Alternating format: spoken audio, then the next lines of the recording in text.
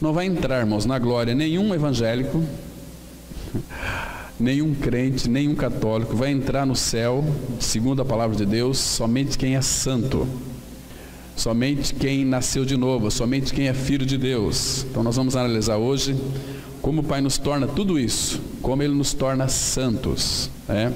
Vamos ler aqui dois textos do Evangelho de João 17:17 e em 1 Tessalonicenses capítulo 4, o versículo 3, a parte A, que diz assim a palavra: santifica-os na verdade, a tua palavra é a verdade, pois esta é a vontade de Deus, a vossa santificação.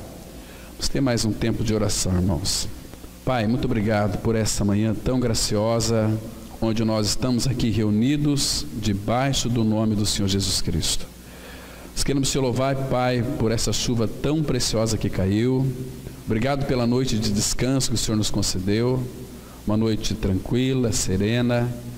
Pai, pelo privilégio de estarmos aqui reunidos como igreja do Senhor, em torno da tua palavra, para sermos então edificados, para sermos tratados pelo Senhor. Pai, venha desvendar os nossos olhos, para que a gente possa ver algo mais das belezas e das riquezas insondáveis de Cristo. Por isso, meu Pai, ministra aos nossos corações pela tua palavra. Tua palavra, Pai, ela é eficaz, ela tem um poder de penetração muito grande em nossos corações. Por isso nós pedimos a tua bênção para a tua palavra, tua bênção para cada irmão e irmã que está aqui nessa oportunidade, que os nossos corações, ó Pai, sejam todos unidos em um só propósito, para aprender de Cristo, que Ele se revele a nós pelo seu Espírito. Em nome do Senhor Jesus nós oramos. Amém. Irmãos, a união com Cristo, uma vida de união com Cristo, ela é a raiz da santidade. Sem nós estarmos unidos a Cristo, não haverá nenhuma possibilidade de sermos santos. Porque todos nós nascemos neste mundo com a natureza pecaminosa, separados de Deus, né? Porque nós nascemos neste mundo trevas. A questão de trevas na Bíblia não fala de uma escuridão, né? É uma escuridão da mente, do coração. Então, luz e trevas na Bíblia, trevas fala de uma ignorância e luz fala de um entendimento espiritual. Eu sei que conhecimento, ele é muito diferente do que um entendimento espiritual. Conhecimento, meus irmãos, nós podemos ler as Escrituras Sagradas e adquiri-lo, né? Saber muito a respeito das Escrituras. Mas o entendimento está relacionado a uma experiência que temos do conhecimento. Muitas pessoas conhecem as Escrituras Sagradas, mas não há uma desenvoltura, não desenvolve a salvação, porque o desenvolvimento da nossa salvação, ele só irá acontecer quando nós temos o entendimento, ou seja, quando ganhamos uma experiência participativa daquilo que Cristo é e fez por cada um de nós. Então, a partir daí, nós iremos adentrar num processo de santificação. E a santificação, ela não vai ocorrer, irmãos, em qualquer pessoa, somente nos nascidos de novo. A palavra santificação e transformação, ela tem a mesma conotação. Quando nós nascemos de novo, nós somos transformados de glória em glória na própria imagem do Senhor pelo seu Espírito trabalhando em nós. Então ele vai fazendo com que Cristo seja formado em nosso interior, Cristo vai crescendo e nós vamos diminuindo. Isso é santificação. Então, regeneração, ela não é um processo, é quando nós cremos que fomos atraídos na cruz, no corpo de Cristo, crucificados com Ele, morremos com Ele e fomos sepultados com Ele e ressuscitamos com Ele. Isso é regeneração. A regeneração, ela acontece no momento em que a gente crê, instantaneamente. Agora, a santificação, ela é um processo, né, para nós então sermos amadurecidos no Senhor, para que o Pai então possa formar Cristo em nós. Porque senão, irmão, se nós não tivermos o entendimento e o conhecimento tem uma tendência de nos tornarmos religiosos, frequentadores de reuniões da igreja, mas sem nenhuma evidência de que nós temos uma vida santa diante do Senhor. Então isso o Pai não quer para a sua igreja. O Pai quer que então nós venhamos a desenvolver a salvação, respondendo a Ele, ou seja, o desejo do Pai é que nós vivamos uma vida de união com Cristo. Por quê? Porque Cristo, Ele é obediente. Nós não conseguimos obedecer, irmãos, a palavra de Deus. Nós somos rebeldes por natureza, nós somos chatos, nós somos esquisitos, nós somos um povo malacafento. Mas graças ao Senhor, que Ele então colocou em nós o seu bendito Espírito, para que através do Espírito, Ele pudesse operar em nós esta linda transformação de vida, Então, nós vamos respondendo a Ele, Ele vai operando em nós pela sua palavra. Então as pessoas começam a enxergar em nós algo da pessoa de Cristo, porque senão vai vir em nós só gente fanática, gente religiosa. Queridos, é muito difícil você conviver com uma pessoa que é muito religiosa. Ela guarda regras, ela guarda mandamentos, mas não tem vida de Cristo. Então, quando nós temos a Cristo, nós temos a vida de Cristo, e esta vida, ela vai se desenvolvendo em nós, ela vai crescendo em nós, que nós entendemos como o processo de santificação. E a santificação, se nós de fato não desenvolvermos ela em nós, ou seja, o que é a santificação? É Cristo crescendo e nós diminuímos. Essa é a verdadeira santificação. Porque, irmãos, santo, nós não somos santos por essência, nós sabemos disso. Agora, santo é Ele habitando em nós. Quanto mais Ele cresce em nós, mais vai existir em nós uma evidência muito linda de santificação. Então, a prática da santidade nos nossos dias não tem recebido, irmãos, a atenção que ela merece. Porque nós vivemos do jeito que nós queremos, do jeito que nós achamos que é melhor. Então o mundo vive assim, faz segundo o que tem na mente, no coração, faz a vontade da carne, a vontade dos pensamentos, são por naturezas filhos da ira. Então o Pai não tem nenhum compromisso em poder operar e processar a santificação na vida do mundo. A santificação é para filhos de Deus, não é para o mundo, para filho de Deus, E que, irmãos, lamentavelmente existe um padrão de vida cristã nos nossos dias de santidade muito baixo, entre os nossos irmãos, principalmente aqueles que ocupam a liderança, aqueles que estão atrás dos púlpitos, pregando a palavra, às vezes pregando a Bíblia, mas não a palavra, e vivendo uma vida totalmente divorciada daquilo que eles professam. Então nunca vai haver santidade. Então a igreja também vai perecer nesse aspecto aqui, porque não tem a vida, não tem a revelação, Então, irmãos, por toda parte nós estamos vendo, notando que o povo de Deus, de forma geral, eles têm um grande amor, não pelo Senhor, mas um grande amor por novidades. O povo gosta de ouvir novidades, Irmãos, e nós só temos uma novidade, que é Cristo, não novidades.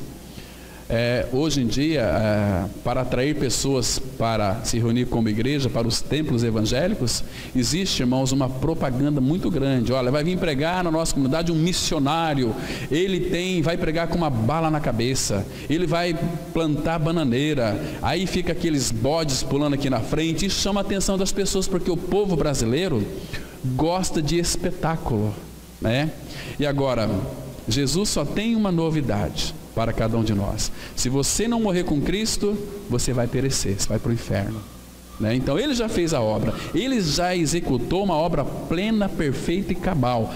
Cristo já morreu na cruz há mais de 2000 anos atrás, já salvou toda a humanidade, mas para isso temos que de fato crer neste fato e ganharmos uma experiência real. A partir daí irá processar a santificação. Sem isso, irmãos, não vai ter nenhuma possibilidade.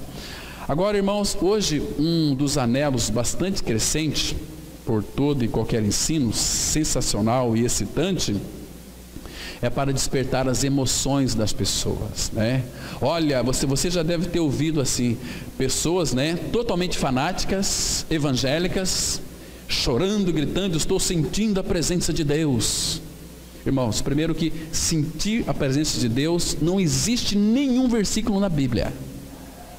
O justo, diz a palavra, vai viver por fé. Fé não tem nada a ver com sentimento. As pessoas que vivem por sentimento, elas vivem uma vida instáveis. Hoje elas estão bom, estão louvando, está tudo bem, né? Todo mundo bem de saúde, financeiramente estão bem, então aleluia, glória a Deus, estamos bem. Mas amanhã elas estão na sarjeta, todas deprimidas, todas não têm vida, elas vivem pelo sentimento, vivem pela emoção, e as pregações hoje são voltadas para despertar as emoções das pessoas, e não uma vida de fé, não uma vida de santidade.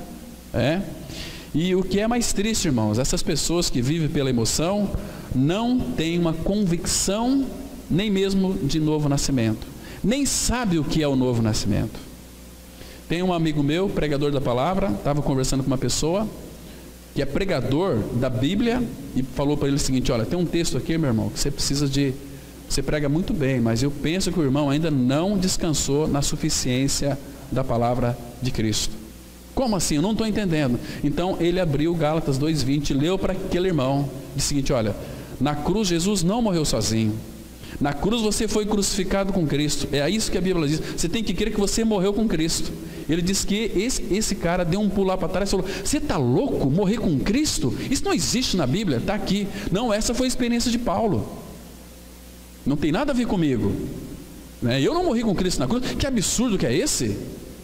Era o pregador da palavra. Meu irmão, primeiro que então aquele irmão explicou sabiamente para aquele outro: Deus não faz acepção de pessoas. Se essa foi a experiência de Paulo, tem que ser a minha e a sua também. Não, mas aqui Paulo está dizendo é ele.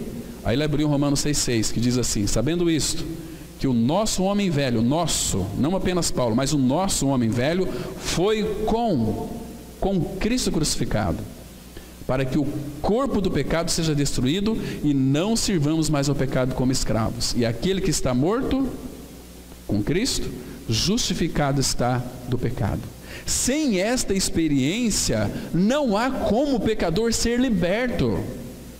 Então ele está em trevas. A mente dessa pessoa está em trevas, não foi iluminada para crer na verdade do Evangelho tão gracioso, que apresenta uma salvação plena, onde Cristo já realizou o tudo para cada um de nós. Então eles ficam naquele esquema: tem que fazer isso para que Deus me abençoe, eu tenho que fazer uma campanha daquilo para que Deus me abençoe, eu tenho que fazer aquilo lá. Queridos, não existe na Bíblia. Palavra para quem é filho de Deus.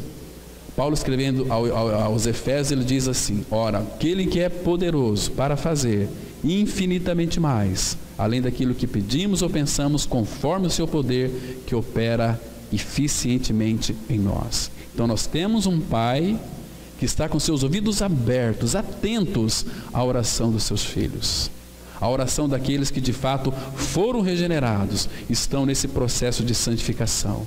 Eles cada dia mais, pelo fato de estar levando sempre por toda parte o morrer de Jesus em seu corpo, para que então a vida de Jesus se manifeste. Irmãos, não há possibilidade nenhuma da manifestação da vida de Cristo em nós, se nós então não levarmos por toda parte o morrer de Jesus.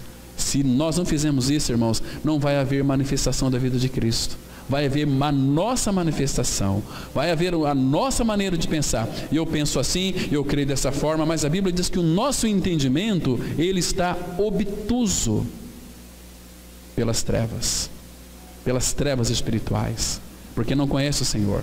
As pessoas conhecem Deus segundo o conceito que elas fazem de Deus. Mas, irmãos, quando de fato nós cremos na obra consumada do Calvário, onde nós perdemos a nossa velha vida, perdemos o nosso velho coração, ganhamos a nova vida, ganhamos um novo coração. Com este novo coração, nós podemos compreender a palavra de Deus do ponto de vista de Deus. Isso é maravilhoso. Então ele nos introduz neste caminho da santificação. Irmãos, o segredo, guarde bem isso aqui, o segredo da nossa santificação, ou o segredo da santidade cristã, é nós estarmos ocupados de coração com o nosso próprio Senhor, com o nosso próprio Cristo. A nossa vida tem que ser voltada inteiramente para Ele. Senhor, como eu te amo, como eu quero conhecê-lo. E se não ama, fala assim: Senhor, coloque em meu coração mais e mais do teu amor, Porque, irmãos, o amor dele já foi derramado em nosso coração. Primeiro para amá-lo. Quando nós amamos o Senhor, nós vamos aprender a educar os nossos filhos no caminho. Nós vamos lá no nosso lar tratar das nossas esposas como Ele sempre quis e desejou e almejou, com amor altruísta, com amor doador, com amor simples e simpático, com amor que muitas vezes escuta suas esposas, né? As esposas irão respeitar o marido, porque teme a Cristo, porque sabe que o marido ali é uma figura de Cristo na sua casa, e o marido sabe que a sua esposa é uma figura da igreja na sua casa. Agora veja como Cristo ama a igreja, como o marido deve amar e respeitar a sua esposa, e cuidar da sua esposa, e a esposa deve responder a este amor do marido. Estão me entendendo, irmãos? Então o Pai planejou a família bendita do Senhor, onde nós participamos. Qual que é a família bendita do Senhor? Primeiro começa nele, é o Pai, o Filho e o Espírito Santo. São uma família que vive numa harmonia tão linda e preciosa. Mas aí, irmãos, quando Ele vem habitar dentro de nós, Ele quer que o lar, a família, que foi ideia do Senhor, não nossa, quer que o casal vive esta harmonia. O marido amando a sua esposa, a esposa se submetendo ao marido, porque existem muitos maridos que são aí esses crentes de meia sola. Eles falam assim: não, lá em casa quem manda sou eu sou o cabeça lá de casa e a minha esposa tem que se submeter. Totalmente errado. Esse cara é um cara estúpido, um grosso, que não conhece o Senhor. A palavra submissão significa que a mulher está debaixo de cuidados do seu marido.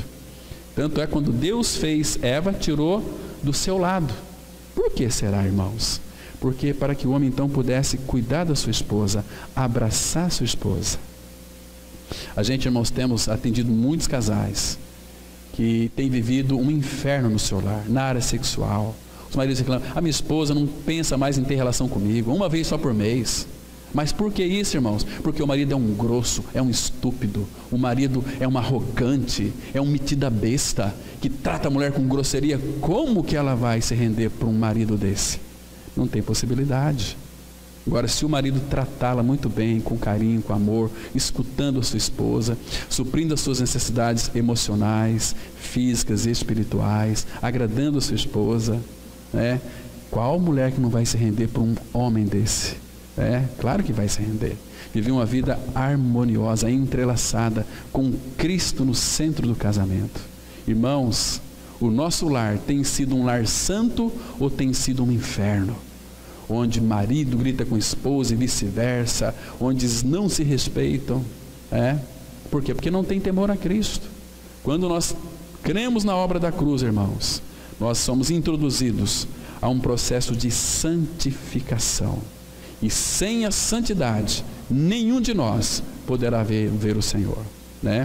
Então, no termo aqui da palavra, santificação é Ele formando o seu Filho, cada um de nós. E, irmãos, guarde bem isso, pelo amor de Deus, faça com uma exortação rica: busquem a santidade diante do Senhor, para viver uma vida separada para o Senhor, não uma vida mesclada com o mundo. Tem um povo contando piadas, a gente senta, chega no meio e começa a contar as nossas piadas também. Isso não é um ser santo, irmãos, isso não agrada o Senhor.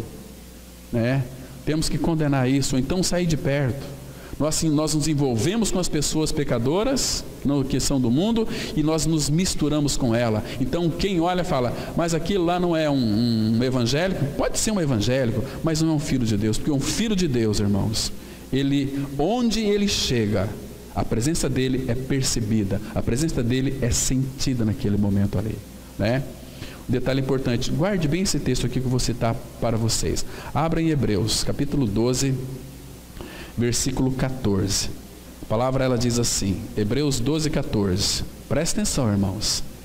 Segui a paz com todos e a santificação, sem a qual ninguém verá o Senhor. Deixa eu ler de novo. Segui a paz com todos e a santificação, sem a qual ninguém verá o Senhor. Então aqui cabe para nós uma pergunta muito interessante: você é um evangélico ou você é um santo? Irmãos, a palavra fala sem a santidade, Se de fato você não é um santo e uma santa do Senhor, você nunca verá o Senhor. Nunca. Às vezes nós nos iludimos com a nossa maneira de pensar divorciada das Escrituras. Mas a bússola, o norte para a nossa vida é o trilho da palavra de Deus. Sem santificação, ninguém verá o Senhor. Agora ele começa dizendo o seguinte: segui a paz com todos e a santificação. Seguir a paz com todos, meus irmãos, o que isso quer dizer? Significa, irmãos, que um santo, quando nós percebemos que tem uma pessoa que de fato tem algo contra nós, nós precisamos tomar a iniciativa de ir até aquela pessoa e dizer o seguinte: olha, eu não sei, mas eu tenho percebido que você tem algo contra mim. E se você tem algo contra mim, se eu lhe fiz alguma coisa, eu quero que você me perdoe em nome de Jesus. Porque Paulo fala: naquilo que depender de vós, tende paz com todos os homens. Porque se você percebe que uma pessoa tem algo contra você e você não vai tratar aquilo, aquilo é um impedimento para você não ver o Senhor. Irmãos, porque Cristo fez uma obra em nosso benefício. E Ele quer que no mínimo nós vivamos neste mundo uma vida harmoniosa, que o expresse Ele. Porque aquela pessoa, seja quem for, que você tem aí no seu coração, que você tem raiva daquela pessoa, aquela pessoa será um impedimento muito grande para você entrar nos portais eternos. Quantas e quantas pessoas que estão hoje no inferno, estão lá, talvez até orando, porque no inferno é o lugar que se ora mais. Você pode ler depois lá em Lucas capítulo 16, do rico e o Lázaro. Você vai ver que o lugar que se ora mais não é em Toronto, não é aqui no Brasil, não é na Espanha, não é na Europa, não é no Japão, não é na Síria, não é em lugar nenhum, lá no Oriente Médio. O lugar que se ora mais é no inferno.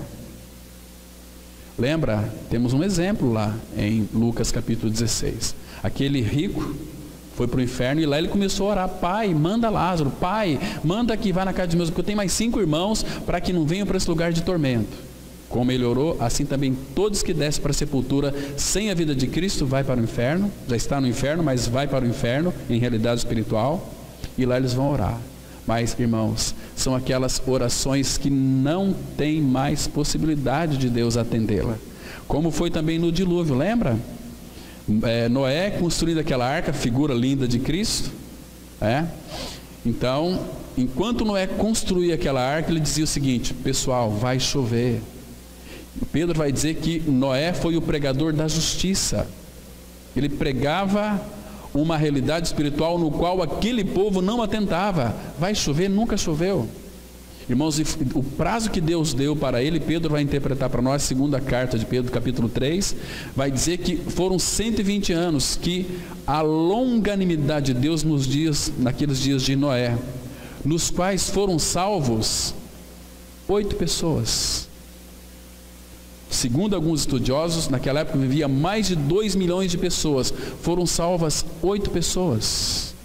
Então não se iluda que vai ser uma multidão de pessoas que vai ser salvas. Claro que não. Jesus disse lá em Lucas 12: não temais, ó pequenino rebanho, porque aprove ao Pai dar-vos o seu reino. Isso é muito sério. Por quê? Porque sem santidade ninguém verá o Senhor. Mas aquelas orações vencidas, irmãos, foi quando os animais entraram, a família de Noé entrou, Deus fechou a porta da arca. E a porta que Deus fecha, ninguém mais abre. Imagina só, aquela multidão, talvez tinham ali mulheres grávidas, de bebê no colo, chorando. Abra-nos a porta. Já era tarde, Deus já havia julgado aquele povo. Vocês não queriam, vocês não deram atenção àquilo que Noé ministrava, e todos pereceram. Pereceram todos. Eu sei que na arca era terrível. Os animais faziam ali, defecavam, aquele cheiro insuportável dentro da arca. Mas, irmãos, fora da arca estava o juízo de Deus. Isso significa que viver em comunidade não é fácil, irmãos. Nós não temos vontade de nos congregar. Nós temos vontade de satisfazer as nossas almas com os prazeres transitórias do pecado. O que isso significa? É estar junto com a família num dia que nem hoje tão especial, dia da ressurreição de Cristo, que se celebra, né? E nós estamos com familiares que são ímpios.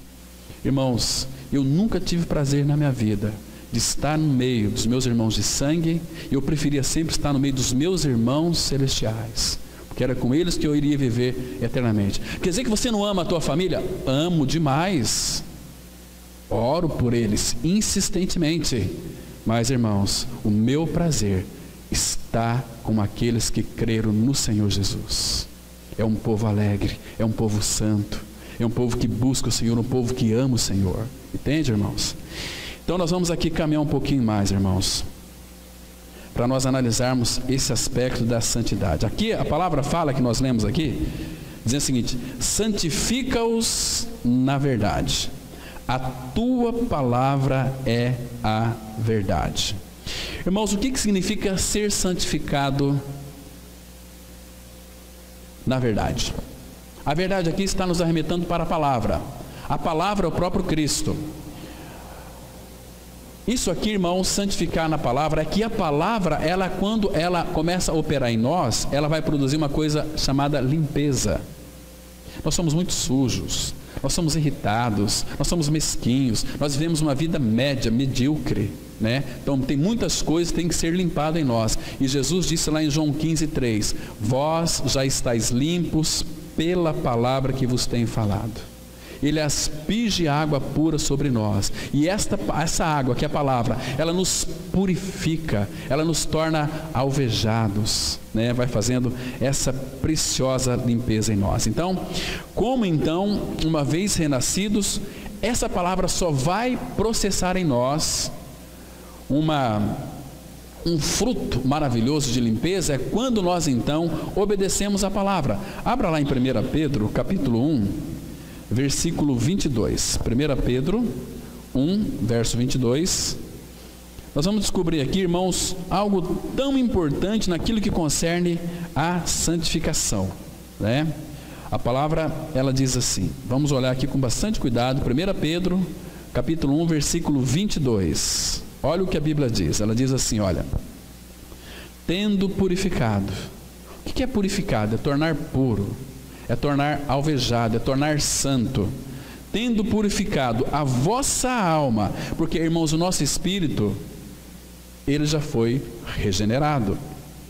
E o versículo 23, ele diz assim: pois fostes regenerados, não de semente corruptível, mas da incorruptível, mediante a palavra de Deus, a qual vive e é permanente. Então nós já fomos regenerados, nós já fomos salvos, já somos filhos de Deus, mas nós temos uma alma, irmãos.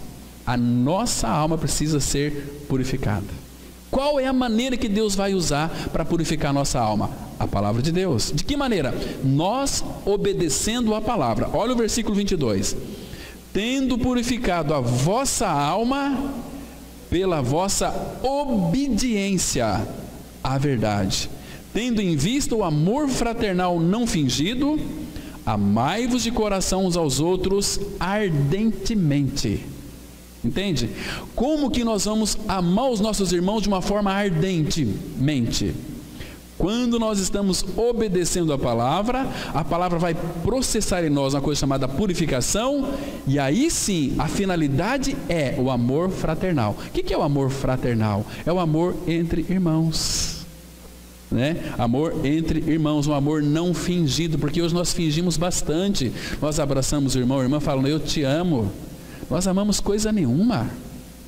Nós alimentamos talvez alguma angústia contra aquele irmão, contra aquela irmã. Mas por quê? Porque a nossa alma não foi purificada. O nosso espírito já foi regenerado. Somos filhos de Deus em Cristo. Mas e a nossa alma? Nós temos de fato obedecido à verdade? Quando nós obedecemos à verdade, a nossa alma está sendo purificada. E aí o amor de Deus que já está em nós, ele é despertado, ele vai amadurecendo, ele vai crescendo. Então, irmãos, quando o amor de Deus ele é manifestado em nós, nós conseguiremos amar os nossos irmãos ardentemente. Entende, irmãos? Então, por isso que é necessário a questão da santificação. E a outra aqui, ele diz assim: esta é a vontade de Deus, a vossa santificação. Precioso. Então vamos avançar aqui no nosso boletim. Vocês sabem o que significa santificação? Santificação requer que vivamos uma vida santa. Mas quem pode viver tal vida? Você não pode. Nós não podemos viver essa vida através de nós mesmos. Mesmo que sejamos salvos, se tentarmos viver uma vida santa através de nossa própria vontade, através de nosso próprio esforço, nós vamos falhar. Há somente um homem que pode viver essa vida santa, e esse homem é Jesus Cristo. Ele é o único que pode viver tal vida, e você sabe que Ele vive em você. Ele está em você, mas será que você permite que Ele viva através de você? Fomos libertos de nossos inimigos para vivermos uma vida santa perante Ele. Vamos ler aqui Lucas 1, 74 e 75, que diz assim a palavra: de conceder-nos que, livres das mãos de inimigos, o adorássemos sem temor, em santidade e justiça perante Ele todos os nossos dias. Muito bem, vamos entender esse versículo aqui. Presta atenção. O que ele está dizendo aqui, irmãos? Primeiro que Ele já nos livrou dos nossos inimigos. Nós temos muitos inimigos, irmãos, neste mundo aqui. O primeiro inimigo teu é você mesmo. Você é um grande problema para você, porque eu e você, nós somos chatos com a gente mesmo. A gente se ama tanto que quando alguém fala mal de nós, a gente se chateia, né? Sabe, porque a gente se ama demais. Nós somos o centro do universo, nós queremos governar o universo. Eu sei, eu que tenho entendimento, nós parecemos que temos o rei na barriga. Nós temos que ter o rei Jesus no coração. Mas parece que nós temos o rei na barriga, né? Então, cujo Deus é o ventre. A gente só se preocupa com as coisas dessa terra para nós, né? Então aqui, irmãos, o primeiro inimigo nosso é nós mesmos. Foi crucificado e morto, acabou, né? Agora, existem outros inimigos, que é a nossa implicância, a nossa rabugentice, a nossa maneira de se irritar, o nosso nervosismo. São tudo inimigos nossos, que tem que ser tratado, né? Então, livres das mãos de inimigos, o adorássemos sem temor. Agora veja aqui: em santidade e justiça perante Ele, quantos dias, irmãos? Todos os nossos dias. Mas se for dessa forma, então viver em santidade todos os dias? Então é impossível sermos cristãos. Quem falou para você que é possível? Mas, irmãos, entenda uma coisa: aquilo que é impossível para nós é possível para Ele, e é Ele quem vai viver a sua vida santa em nós, nos tornando homens e mulheres santos. Porque quem vai fazer a santificação é Ele. Lembra aquele texto de 1 Tessalonicenses 5:23? A palavra fala assim: o mesmo Deus da paz vos santifique em tudo, todo o vosso espírito, alma e corpo sejam conservados irrepreensíveis até a vinda dEle. Então é Ele que vai operar em nós santificação, é Ele que vai nos tornar homens e mulheres santos, porque, irmãos, nós vivemos diante dEle. E para viver diante dEle, temos que viver em santidade todos os dias da nossa vida. E outra coisa, irmãos, será que tudo aquilo que eu e você nós fazemos é um proceder santo ou não? Queridos, isso é muito sério. Dá uma olhada lá em 1 Pedro, capítulo 1, a partir do versículo 14. 1 Pedro 1,14, a palavra fala assim: como filhos da obediência, porque antes de Cristo nós éramos filhos da desobediência. Então agora, como filhos da obediência, não vos amoldeis às paixões que tinhas anteriormente na vossa ignorância. A palavra ignorância aqui é trevas, nas vossas trevas. Agora veja aqui o versículo 15: pelo contrário, segundo é santo aquele que vos chamou, tornai-vos santos também vós mesmos em todo o vosso procedimento. Você entendeu, irmãos? Irmãos, todo o nosso procedimento é um procedimento santo? Será que é santo? Será, irmãos, que hoje em dia a gente vê muitos casais que se dizem evangélicos, né? Tendo um proceder tão santo, né?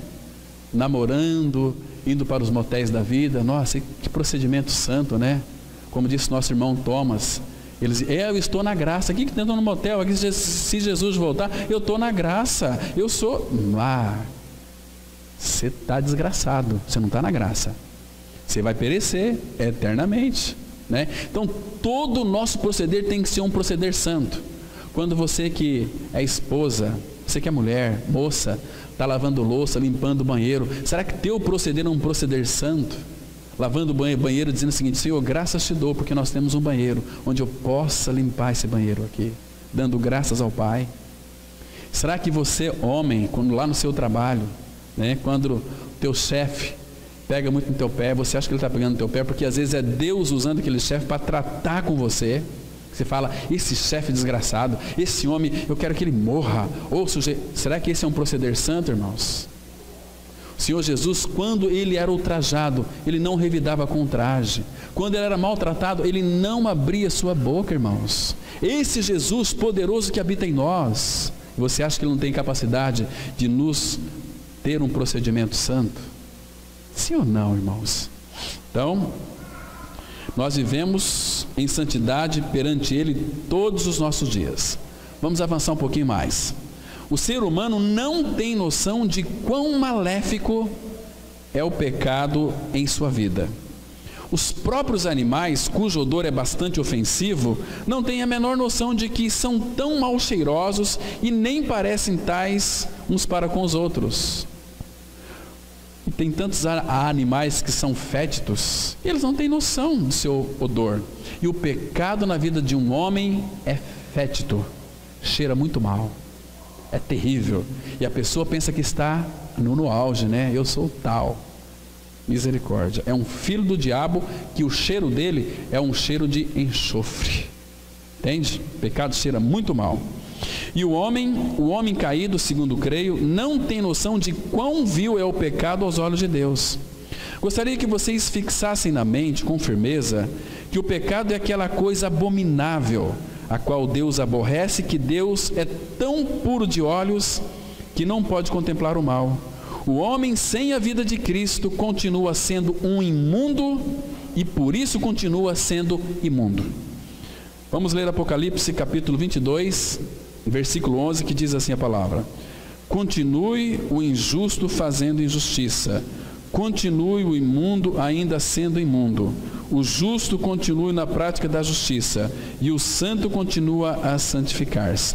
Aqui tem 4 continue nesse simples versículo.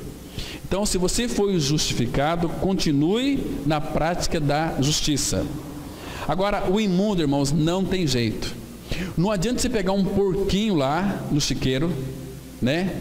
Trazer ele para dentro de casa, você dá um banhozinho nele, aplica um negócio para tirar o cheiro dele, coloca uma fitinha vermelha no pescoço dele e solta o porquinho em casa. Lá na França tem muito disso agora, os porquinhos em casa.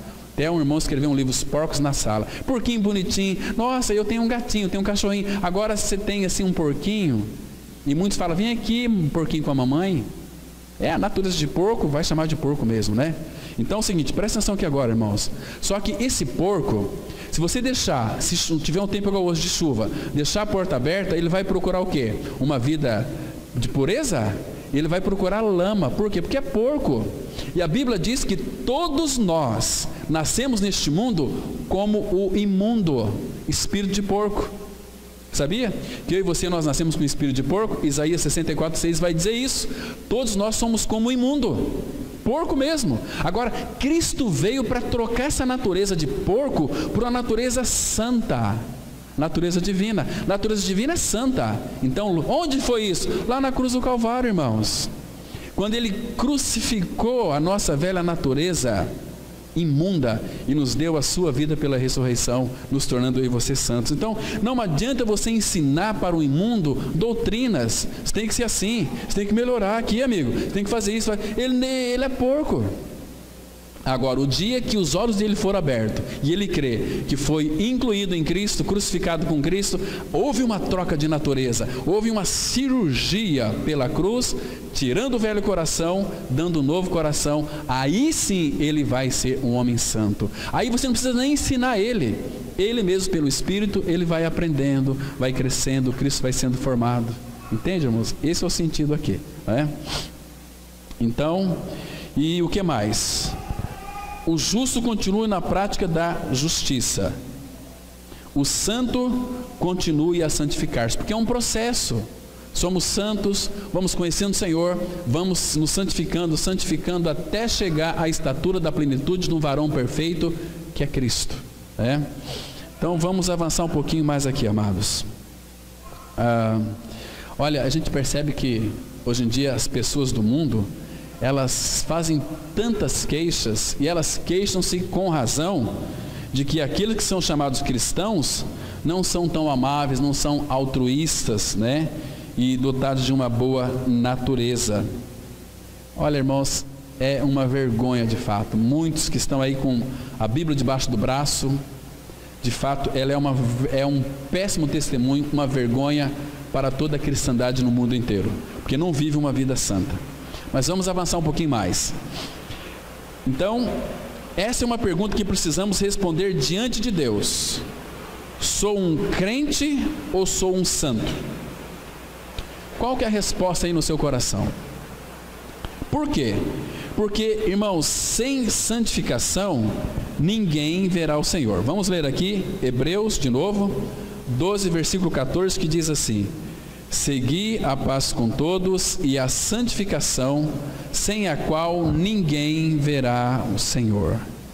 Santificação, sem a qual ninguém verá o Senhor. Isso aqui é a palavra de Deus. Então não adianta dizer assim: eu estou vivendo uma vida assim, mais ou menos, então Deus vai me aceitar. Não vai. Você, enquanto você não for um santo, você nunca vai chegar a contemplar o Senhor. E o Senhor vai usar uma coisa chamada disciplina para as nossas vidas, irmãos. Disciplina. Porque a disciplina, ela vai nos tornar pessoas que seremos então participantes da santidade dele. Quando o teu filho está fazendo alguma rebeldia, né? Hoje em dia os pais infelizmente não sabem corrigir seus filhos. Normalmente os pais que corrigem seus filhos corrigem na braveza, né? Batem nos seus filhos quando estão bravos, com raivas, irritados. Não é um momento adequado. A disciplina, irmãos, ela tem que ser feita com amor. A vara da disciplina é quando os filhos são rebeldes, são desobedientes, quando são mentirosos. Mas que autoridade um pai tem para corrigir seu filho quando seu filho mente, se o próprio pai é um mentiroso e vive uma vida de mentira? Qual é a autoridade? Aí ele vai tratar os filhos como se os filhos fossem uma fera. Olha aqui, meu filho. Os filhos não são feras, são dádivas que o pai colocou em nossas mãos para nós então disciplinarmos. Nunca corrija seu filho, irmãos, quando ele faz alguma arte, porque ele é inocente, não sabe daquilo, né? Mas quando tem rebeldia no coração da criança, precisamos corrigir, porque o pai faz isso conosco. Abre em Hebreus capítulo 12, irmãos. Hebreus 12, eu vou ler aqui a partir do versículo 6, Hebreus 12, verso 6, a palavra ela diz assim, olha só: porque o Senhor corrige a quem ama, e açoita e bate a todo filho a quem recebe. Então todo aquele que creu em Cristo é filho de Deus. O pai então, porque ama esse filho, vai corrigir esse filho e vai açoitar esse filho. Olha o 7: é para a disciplina que perseverais, Deus vos trata como filhos. Pois que filho há que o pai não corrige? Mas se estáis sem correção, de que todos se têm tornado participantes, logo sois bastardos e não filhos. A palavra aqui bastardos é filho ilegítimo. O que é um filho ilegítimo? Mas eu também sou filho de Deus. Por que você é filho de Deus? Aí eu frequento a igreja tal, né? Isso não faz de você um filho de Deus. Se você deixar um carro na garagem se você deixar o teu filho 50 anos numa garagem, nem por isso teu filho vai se tornar um carro, né? Você pode frequentar um templo evangélico, 50 anos, se você não nascer de novo, você é um crente. Nunca um filho de Deus. Nunca vai ser um santo. Porque você tem que crer na obra de Cristo na cruz, né? Então aqui é os filhos bastardos. Mas eu também sou filho de Deus, mas não é filho de Deus. Você é um filho do diabo, que nunca creu em Cristo, né? E o versículo 9 diz assim, aliás, perdão, o versículo 10: pois eles nos corrigiam por pouco tempo, aqui os nossos pais, segundo melhor lhes parecia. Deus, porém, nos disciplina, nos corrige para aproveitamento. Qual que é a finalidade? Olha aí, a fim de sermos participantes de quê, irmãos? Da sua santidade. Da sua santidade. Porque se nós somos filhos de Deus, se Deus é santo, os filhos dele não pode ser outras coisas a não ser santo. Se meu pai é santo, o filho tem que ser santo. Agora, não adianta, irmãos, você não ser uma pessoa santa e querer que seu filho seja santo. Isso é totalmente errado. Então, Deus é santo e Ele nos torna santos, porque trocou a nossa natureza lá na cruz do Calvário. Então vamos avançar um pouquinho aqui. Irmãos, a santificação, ela é um processo, ela é gradual. Se ela não aumentar em nós, é porque ela não está viva, né? Porque Cristo não habita em nós. Somos rápidos em esquecer que a tentação do pecado raramente se apresenta diante de nós em suas verdadeiras cores, dizendo-nos: sou teu inimigo mortal e quero arruinar-te para sempre no inferno. O nosso inimigo jamais se apresentará desta maneira. O pecado é um engodo e tem mantido presos muitos em suas redes invisíveis. Estejamos sempre atentos ao que nos diz as Escrituras Sagradas em Hebreus 3, versículo 13, que diz assim, olha: exortai-vos mutuamente cada dia durante o tempo que se chama hoje, a fim de que nenhum de vós seja endurecido pelo engano do pecado. Irmãos, exortai-vos. O que significa essa palavra aqui, exortai-vos? É encorajar, incentivar uns aos outros. Incentivar os irmãos, encorajar os irmãos a vivermos vida juntos. Exortai-vos mutuamente. A palavra mutuamente significa reciprocamente. Você exorta seu irmão. Amanhã você vai estar desanimado, ele vai te exortar. Mas o problema nosso é que nós esperamos, sabe de quem? Nós esperamos dos pastores, né? Não é isso. Nós somos a igreja, irmãos. Temos que exortar uns aos outros, né? Um cristão que não é santo é uma contradição de tudo aquilo que a Bíblia diz. Deixa eu repetir. Um cristão que não é santo, ele é uma contradição de tudo aquilo que a Bíblia diz. Entende? Mas vamos avançar aqui mais um pouquinho. Então, há 3 coisas que, de acordo com as Escrituras, são absolutamente necessárias para a salvação de todo homem e mulher na cristandade.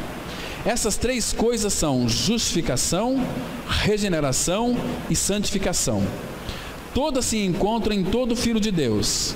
Ele igualmente nasceu de novo, está justificado e está santificado. Mas, infelizmente, nesses últimos dias têm aparecido doutrinas muito estranhas acerca da santificação e estão envolvendo a muitos. Vamos ler 2 Timóteo 4, versículo 3, que diz assim: pois haverá tempo em que não suportarão a sã doutrina. Pelo contrário, cercar-se-ão de mestres segundo as suas próprias cobiças, como que sentindo coceira nos ouvidos. Irmãos, esse tempo, claro que já chegou sem sombra de dúvida. É um tempo onde as pessoas, elas não suportam a sã doutrina. A sã doutrina é uma palavra na qual nos arremete para o Calvário. Não existe outra, irmãos, maneira de termos então uma doutrina sadia que venha nos curar, que venha nos sarar, a não ser Cristo e a sua cruz. Então haverá tempo em que essas pessoas não iriam suportar a sã doutrina. Pelo contrário, iriam cercar-se de mestres segundo as suas próprias cobiças. Então, irmãos, hoje, se você for analisar, você tem um pregador para qualquer necessidade sua. Você se cerca de mestre. Então, eu prefiro isso aqui, não quero aquele, gosto desse, não gosto daquele. Então, você vai ouvir sempre aquilo que você quer ouvir e não aquilo que você precisa ouvir. Você precisa de ouvir que você nasceu em pecado, que você vai para o inferno se você não nascer de novo. E essa palavra é ofensiva, machuca as pessoas. Mas, irmãos, nós apontamos a doença. A palavra fala que a doença nossa é que quando Adão pecou, ele introduziu na nossa corrente sanguínea o veneno da serpente. Nós temos uma natureza de víbora, de cobra. E Cristo veio para tirar este veneno de nós. Na onde? Lá naquela cruz. A cruz é o antídoto que vai nos libertar deste veneno maléfico com que todos nós nascemos. Você quer saber se você é cobra ou não? Quando alguém pisar no teu rabo, se você mostrar os dentes, mostrar teu veneno, é cobra. Se alguém mexer com você, você morreu com Cristo. Gente, não é fácil. Vida cristã não é fácil. Porque ser humilde, qualquer pessoa pode fingir humildade. Ela se rebaixa, né? Mas eu quero ver quando alguém aponta o dedo na sua cara. Você, sem vergonha, safado. Perfeitamente. Até falei esses dias no grupo de irmãos, né? Se alguém de vocês quiser falar mal de mim, por favor, não sai falando, não, pelo amor de Deus, não sai falando mal de mim. Liga para mim primeiro, porque tem mais coisas a meu respeito que vai ajudar muito vocês. Vocês não sabem tudo de mim. Tem muitas coisas, vocês sabem só a casca, só superficialmente, mas eu sou muito mal. Tem muitas coisas que vocês precisam saber a meu respeito. Aí vocês vão falar completamente. Você sabe, você que está aqui hoje, você também que está ouvindo pela internet, assistindo pela internet, você sabe que você é mal pra caramba. Você tem uma naturezinha de cobra. Foi Jesus quem disse, raça de víboras. Essa é a nossa natureza, irmãos, que Cristo veio levar na cruz no seu corpo. Nos libertou plenamente disso, para vivermos uma vida aí, de crente, de evangélico? Não, de santos em Cristo Jesus. Porque quando nós não suportamos ouvir essa palavra aqui, no versículo 4 aqui, de 2 Timóteo 4,4, fala, e se recusarão a dar ouvidos à verdade. E quando a pessoa se recusa a dar ouvidos à verdade, sabe o que acontece? A palavra fala aqui, segundo Tessalonicenses 2,10, que o próprio Deus vai enviar para essas pessoas a operação do erro, para que essas pessoas creiam a mentira e sejam condenados, sejam julgados, presos, e vai tudo para o inferno. Por quê? Porque nunca quiseram ouvir a verdade. Irmãos, nós não gostamos da verdade, porque a verdade, ela machuca, a verdade fere, a verdade nos humilha, mas a verdade é a única que cura, que liberta. Conhecereis a verdade, e a verdade vos libertará. Vamos avançar mais aqui um pouquinho. A santificação é aquela operação espiritual interna que o Senhor Jesus Cristo realiza em uma pessoa pelo Espírito Santo, quando Ele a chama para ser um cristão verdadeiro. Ele não somente a lava dos seus pecados, mediante o seu próprio sangue, como também a separa do seu apego natural ao pecado e ao mundo. O instrumento mediante o qual o Espírito efetua essa obra, geralmente é a palavra de Deus, sempre apontando para a obra consumada de Cristo no Calvário. Gálatas 6,14, a palavra de Deus, ela diz assim: mais longe esteja de mim gloriar-me, senão na cruz de nosso Senhor Jesus Cristo, pela qual o mundo está crucificado para mim e eu para o mundo. Olha aqui, irmãos, o que é ser santo? É você crer que morreu para o mundo e o mundo morreu para você. Olha que lindo texto que nós temos aqui, irmãos. O mundo está crucificado para mim. Isso significa que o mundo está morto para mim e eu estou morto para o mundo. Isso não é maravilhoso? E a palavra, ela vai dizer o seguinte, que e os que são de Cristo Jesus, Gálatas 5,24, e os que são de Cristo crucificaram a carne com as suas paixões e concupiscências. Agora, quem não é de Cristo, aceita Jesus, é batizado, é membro de igreja, frequenta a igreja, obedece os mandamentos do pastor, né? Mas não da palavra, não do Espírito que nos guia. Sabia que existe muitos aí que obedecem mais a palavra do pastor do que a palavra de Deus? Às vezes o pastor nunca nasceu de novo e passa mandamento para as pessoas, encabresta as pessoas: vocês têm que fazer isso, vocês têm que fazer aquilo, vocês não podem isso. Olha, cuidado com Deus, que Ele está te vendo. Deus nunca fez ameaças para ninguém, nem mesmo para o mais monstro dos pecadores. Ele amou a todos e ama a todos, e deu o seu Filho para morrer por todos. Se aquele bandido, aquele assassino crê em Cristo, ele é libertado do pecado, ele é aceito pelo Pai na pessoa do Filho. Irmãos, por isso que muitos acham inconcebível a graça de Deus. Como é que Deus pode salvar um monstro daquele? É a especialidade dele. Ele veio para buscar gente que não presta. Deixa os bons ir para o inferno. Ele não veio buscar gente boa, ele veio buscar pecador. O dia que você reconhecer que é um pecador de fato, aí tem lugar para você no reino. Porque ele veio buscar gente que não presta, veio buscar prostituta, veio buscar ladrão, veio buscar bandido, veio buscar estuprador, veio buscar esse tipo de gente.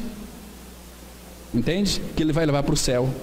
Não essas pessoas boazinhas, né, que estão lá às vezes na igreja com um terno, uma gravata, e estão todo uma cara de santo, santo de pau oco, não tem vida de Cristo, os narizes empinados. Isso não é cristianismo, irmãos. A gente não consegue enxergar amor na vida dessas pessoas. Então vamos avançar aqui. Aquele que supõe que Jesus Cristo viveu, morreu e ressuscitou somente para prover justificação e perdão de pecados para o seu povo, ainda tem muito a aprender. Consciente disso ou não, ele está desonrando o nosso bendito Senhor, transformando em um Salvador apenas.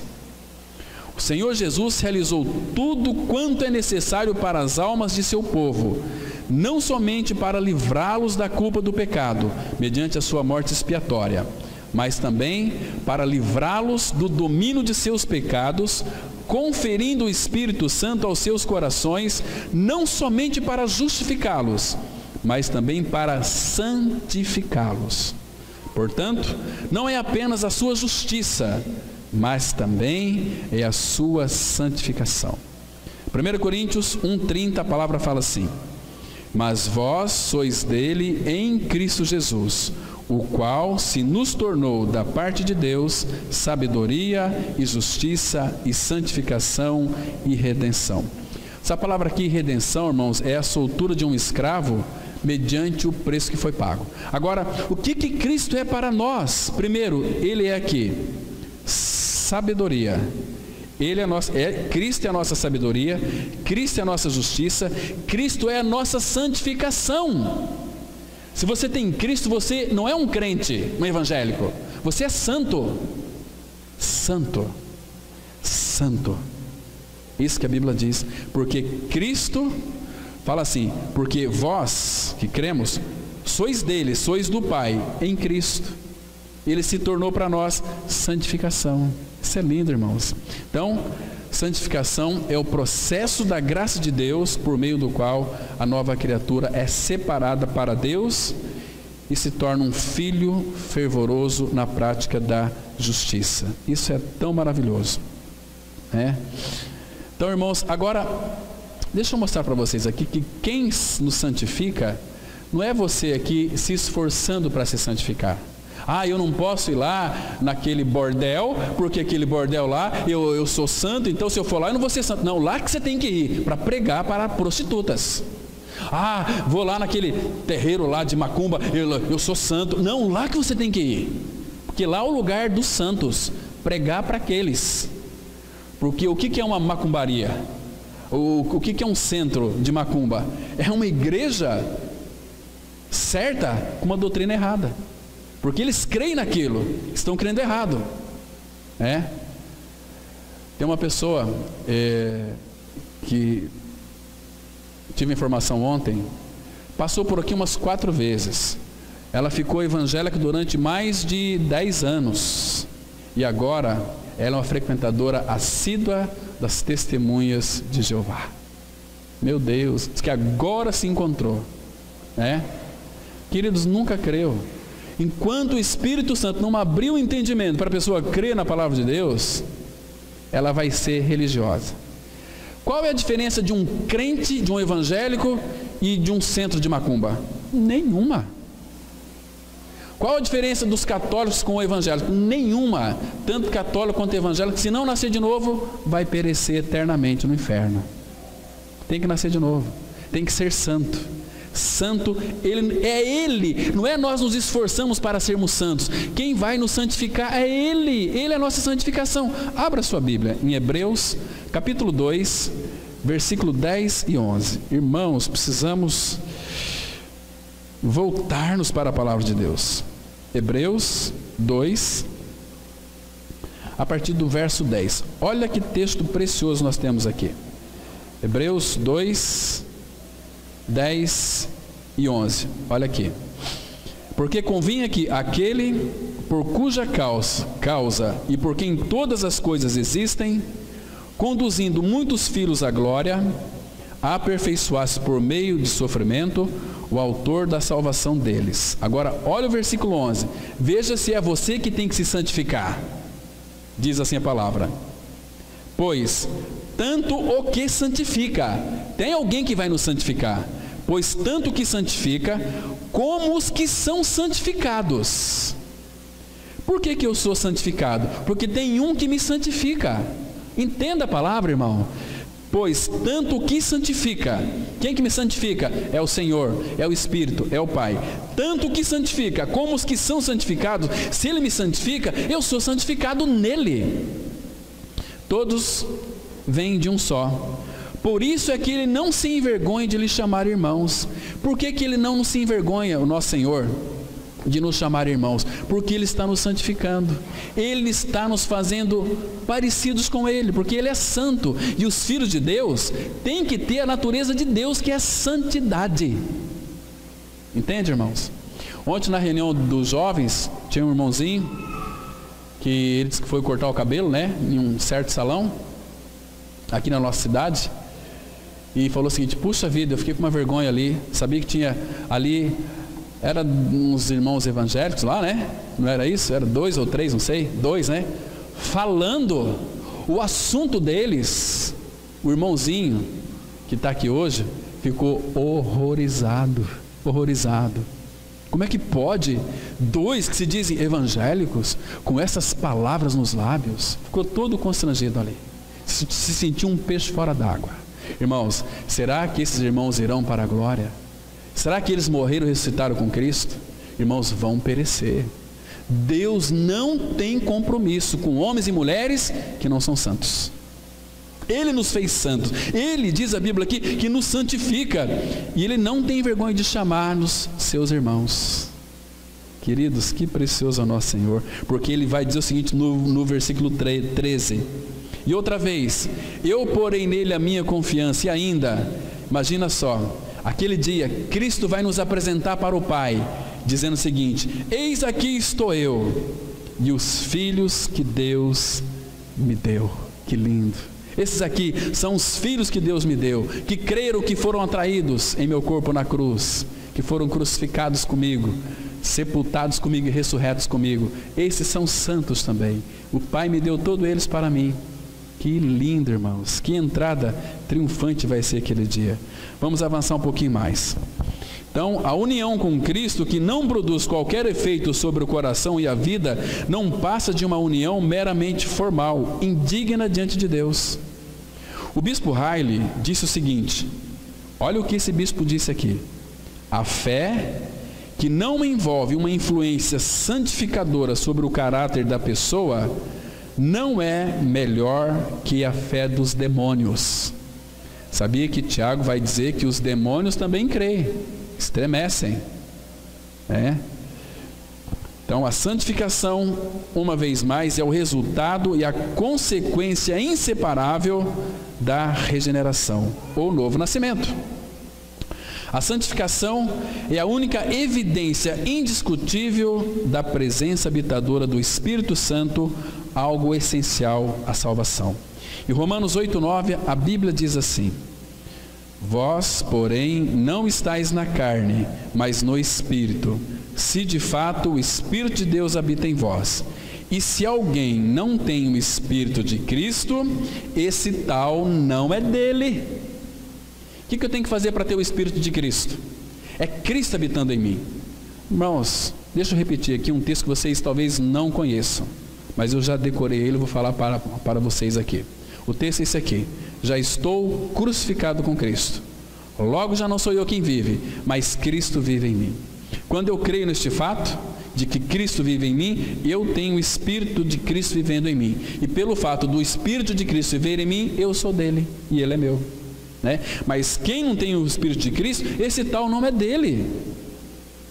O Espírito, irmãos, nunca jaz dormente e ocioso numa alma, mas sempre torna a sua presença conhecida pelo fruto que faz brotar no coração, no caráter, na vida do renascido. Por outro lado, é difícil saber o que as pessoas realmente são, e muitos daqueles que exibem religiosidade externamente, na realidade podem ser hipócritas de corações apodrecidos. Um santo, em quem coisa alguma de Cristo não é visto, senão mundanismo ou pecado, é uma espécie de monstro que a Bíblia não aprova.